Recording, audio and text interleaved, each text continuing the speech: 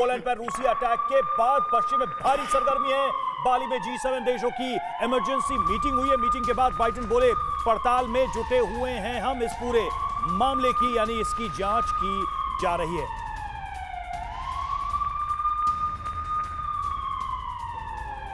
NATO को लेकर सबसे चिंता की बात क्या है? अगर युद्ध की शुरुआत से ही नाटो के स्टैंड को देखा जाए तो साफ तौर पे नाटो मेंबर्स ने यही कहा था कि अगर किसी नाटो मेंबर पर अटैक होता है तो इसे नाटो पर हमला माना जाएगा। अब सवाल यह कि इस हमले को नाटो किस तरीके से देखेगा, अमेरिका इसे कैसे, किस नजरिए से देखेगा, इसको भी हम समझते हैं। लेकिन जरा इस पूरे मामले में जो नाटो की पोजीशन है उसको भी हम समझे। नाटो देश पर पुतिन का हमला वॉर का अब तक का सबसे बड़ा टर्निंग पॉइंट है। इसके बाद आगे क्या कुछ बदल जाएगा, क्या चेंज हो जाएगा, इसको भी हम समझाने की कोशिश करते हैं। इनके अलग अलग बिंदुओं पर जरा हम नजर डालते हैं। तो देखिए, नाटो पर पुतिन का अटैक, व्हाट नेक्स्ट, 5 टेक क्या है जरा देखिए। अमेरिका की बात करें, नाटो की बात करें, बार बार कहा था नाटो की 1 इंच पर हमला भी मंजूर नहीं होगा, ये स्टेटेड स्टैंड। और इसमें अब बड़ा सवाल क्या है कि क्या अब युद्ध में अमेरिका की एंट्री तय हो गई है? इसके बाद से क्या यह माना जाए कि अमेरिका डायरेक्टली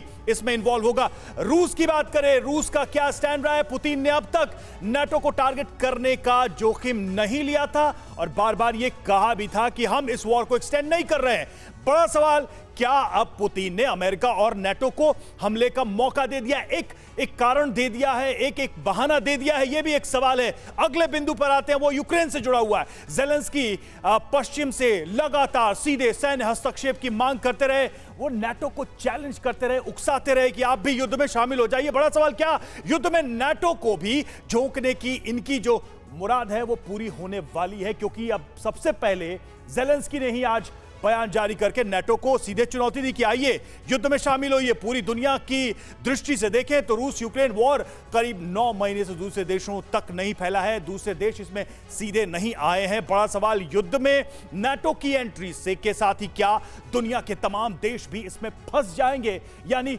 जिसका डर वर्ल्ड वॉर की तरफ, क्या पूरी दुनिया बढ़ जाएगी? और अब अपने देश भारत का प्रश्न, तेल खरीद कर और कई अंतर्राष्ट्रीय मंचों पर भारत रूस का साथ देता रहा है, तो भारत के सामने बड़ा सवाल क्या है? क्या भारत के लिए रूस की मदद करना अब आसान नहीं होगा? यह भी एक प्रश्न है। मनीष हमारे साथ इस वक्त जुड़े हुए हैं, जो कि बिल्कुल पोलैंड के, रूस पोलैंड के बॉर्डर के पास हैं और लगातार सुबह से हमें जानकारी दे रहे हैं। बाली में आशीष भी हमारे साथ जुड़े हुए हैं। सबसे पहले आशीष के पास ही मैं जाना चाहूंगा, फिर मनीष आपके पास लौटेंगे। और ये जो आखिरी पॉइंट हमने भारत के संबंध में उठाया उसको समझना जरूरी है। भारत के लिए क्या बदल जाएगा आशीष?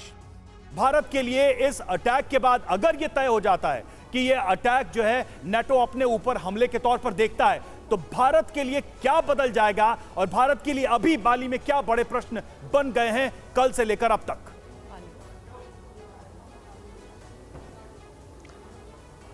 देखिए रवि, इससे पहले कि मैं आपके क्वेश्चन का आंसर दूं, मैं ज़रूर दर्शकों को थोड़ा सा बताना चाहूँगा कि इतना मुश्किल होता नहीं है पॉइंट ऑफ रिलीज जहां से आशीष मिसाइल डाली गई है, तस्वीरें आ रही हैं, उसे पता लगा पाना। हम लौटेंगे आपके पास। देखिए मैक्रो और प्रधानमंत्री नरेंद्र मोदी देखिए इस वक्त बायलैटरल मीटिंग करते हुए बैठे और बातचीत कर रहे। आज सुबह भी एक तस्वीर हमने देखी थी जब मैनग्रोव में सभी मिले थे, और ये देखिए ये अलग तस्वीरें हैं। इस तनाव के माहौल के बीच गले मिलते हुए, हाथ मिलाते हुए, एक बिल्कुल खुशनुमा माहौल में मिलते हुए। लेकिन देखिए जरा मैक्रो के चेहरे पर थोड़ा बहुत तनाव जरूर नजर आ रहा है। सबसे बड़ी बात तो यही है, सबसे बड़ी बात तो यही है कि फ्रांस जो है वो G7 का मेंबर है और उसके सामने आज की घटना की एक बड़ी चुनौती है। लेकिन इस बीच जो पहले से तय कार्यक्रम थे उसकी तस्वीरें सामने आ रही हैं। आशीष, ओवर टू यू, जरा इन तस्वीरों को भी डिस्क्राइब करिए। आज कई सारी बायलैटरल मीटिंग थी जिन पर इंपैक्ट की बात कही जा रही है, लेकिन ये तस्वीरें हमें दिख रही हैं भारत और फ्रांस की द्विपक्षीय वार्ता की।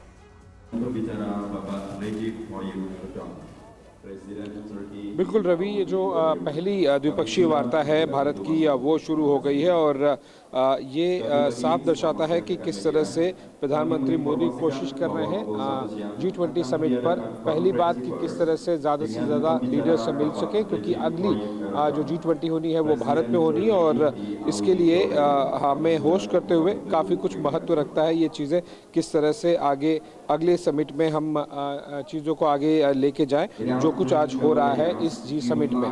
दूसरी बात, रशिया यूक्रेन युद्ध के मद्देनज़र भी लगातार कोशिश की जा रही है कि भारत जो रोल निभा रहा है मध्यस्थता वाला, लीडरशिप वाला, बैलेंस वाला, एक ऑनेस्ट ब्रोकर वाला रोल, वो किस तरह से ज़्यादा देशों तक, लीडर्स तक पहुंचाए जा सके, उन्हें समझाए जा सके, चाहे वो G7 की बात हो या फिर रशिया की बात हो। तो पहली बायलैटरल मीटिंग इनफैक्ट जो होनी थी वो इंडोनेशिया के साथ हो रही थी, पर क्योंकि स्केड्यूल काफ़ी चेंज हो गया है G7 मीटिंग की वजह से और पोलैंड में मिसाइल गिरने की वजह से अब मैक्रोन के साथ मीटिंग चल रही है। उसके अलावा हमें Spain, Singapore, Germany, Italy, Australia और यूके के साथ भी, ऋषि सुनक के साथ में भी एक द्विपक्षीय वार्ता होनी है। मैक्रोन के साथ में 2-3 प्रमुख मुद्दे होंगे। ध्यान दीजिएगा कि इमैनुअल मैक्रोन वो व्यक्ति हैं, वो लीडर हैं यूरोपीय यूनियन से, नेटो से, जो बहुत ज़्यादा पक्ष में हैं नहीं, जो कुछ अमेरिका डिसाइड करता है उसके।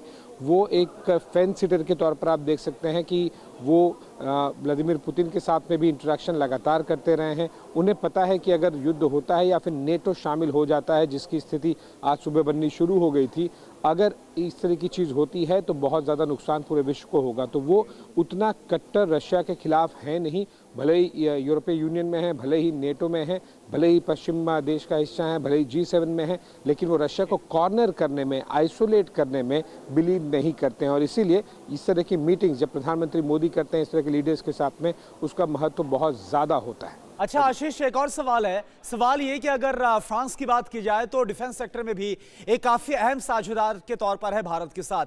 तो भारत के लिहाज से अगर हम बात करें तो इस मुलाकात में, इस बायलैटरल मीटिंग में क्या क्या इंपॉर्टेंट, क्या अहम रहने वाला है, बताइए जरा। देखिए, भारत और फ्रांस के बीच में जो रफाल, अब अंतिम रफाल आने की तैयारी की जा रही है, 36वां रफाल, उसको लेकर। दूसरा 114 फाइटर जेट का MMRC जो medium multi role combat aircraft deal है, जो कई सालों से अटका हुआ है, उसमें भी फ्रांस एक बड़ा कंटेंडर है। रफाल फाइटर जेट्स, उसको लेकर भी चर्चा हो सकती है, जिसको लेकर टेंडर्स फ्लोट किया जा चुका है। उसके अलावा चाहे सबमरीन प्रोडक्शन हो या फिर न्यूक्लियर सिविल डोमेन में, काफ़ी कुछ भारत और फ्रांस के बीच में है। और मुद्दा अब आप ये इंटरनेशनल सोलार अलायंस, इस पर भी रहेगा, जो भारत और फ्रांस दोनों मिलकर एक साथ में कर रहे हैं। अगली G20 को लेकर क्या कुछ और किया जा सकता है, नया किया जा सकता है,